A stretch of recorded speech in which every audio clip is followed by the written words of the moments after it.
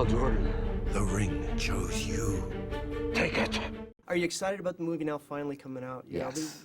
I mean, a lot of anticipation. Yeah, I mean, it's been a long road, too, so I'm excited just to bring it out to the world. And I spent so long on a big blue box shooting this movie, and then suddenly you get to see this all painted in a real tactile way, like a living, breathing universe that they've created around this movie.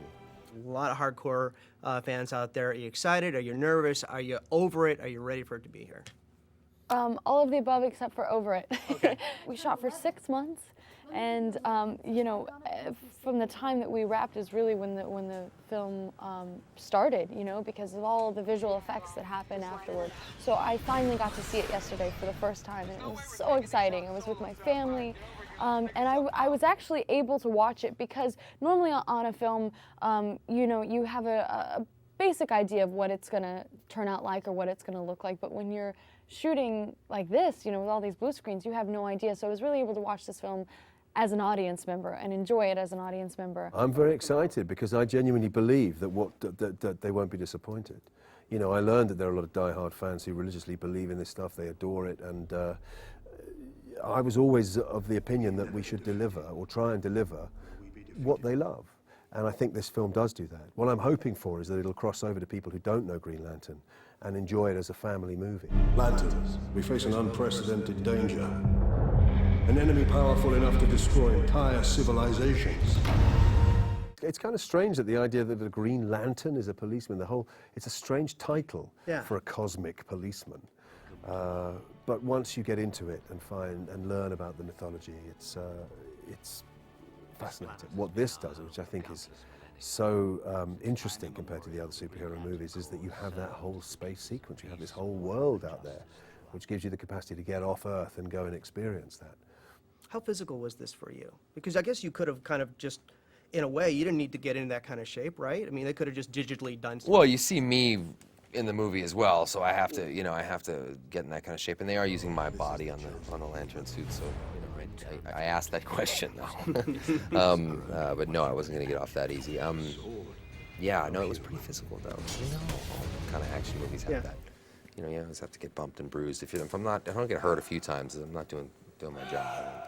Were you proud of the wire work scene now? You know, you talked about that and how difficult that was, and now you got to kind of see yourself floating in the air there. Yeah, I was a little upset that the world won't know how challenging it was.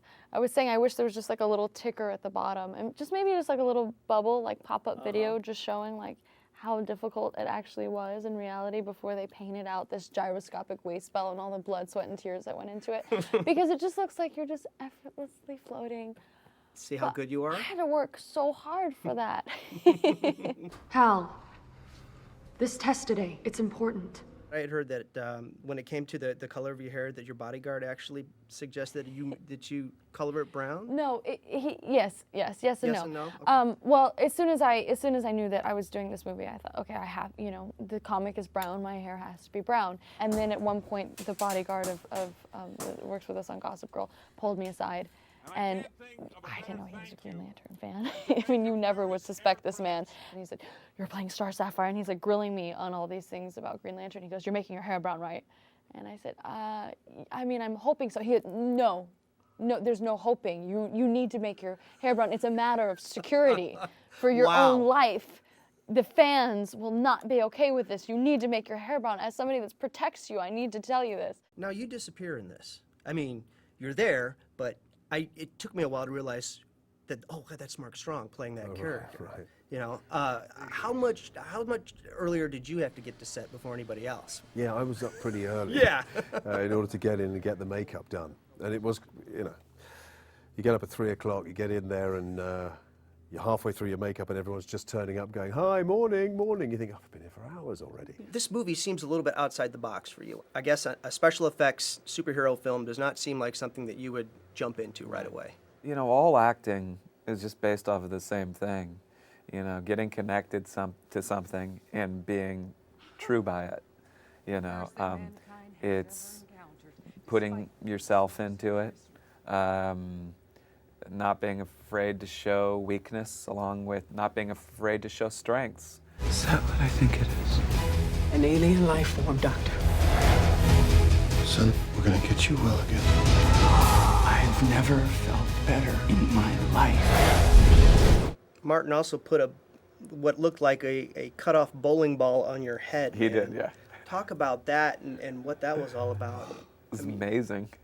It was amazing. It's so organic looking too, right? You know, Yeah. it's like the guys who made it were real artists. You know, It looked uncomfortable. it's uncomfortable. It's uncomfortable. It's uncomfortable. It pushes down on your eyes. It's difficult to keep your eyes open. It's uncomfortable in all the ways that it would be uncomfortable to the guy. It's also liberating because there's an anonymity to it.